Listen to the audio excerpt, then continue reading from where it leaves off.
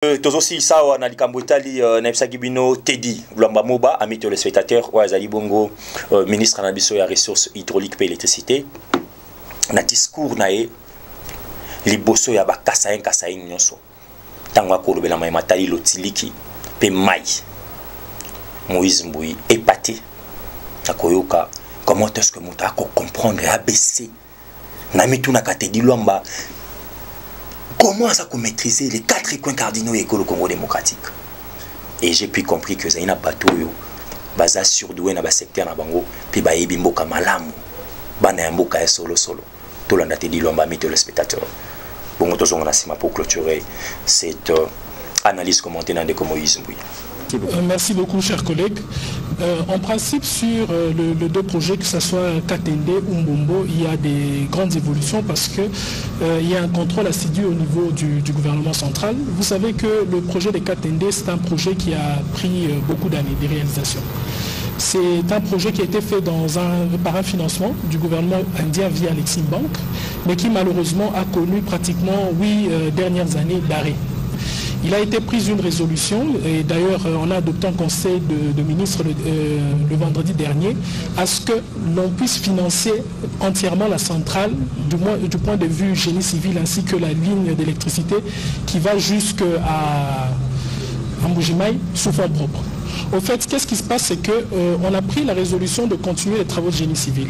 Aujourd'hui, il y a 45% des travaux qui ont été exécutés. Et il y a pratiquement plus de 120 tonnes de matériel qui sont sur la ligne de Lubumbashi jusque sur le site de Katende et qui représentent pratiquement 103 conteneurs qui ont été laissés comme ça pendant 8 ans, qui seront d'abord réévalués, mais aussi avoir un nouvel accompagnement qui viendra du fonds public. À partir du lancement des travaux qui va s'exécuter, il s'agira d'abord d'achever, premièrement, les travaux de génie civil, mais de pouvoir phaser aussi la solution. Et nous avons réparti la phase en 3. Premièrement, il y aura 16 MW qui seront repris sur 24 mois.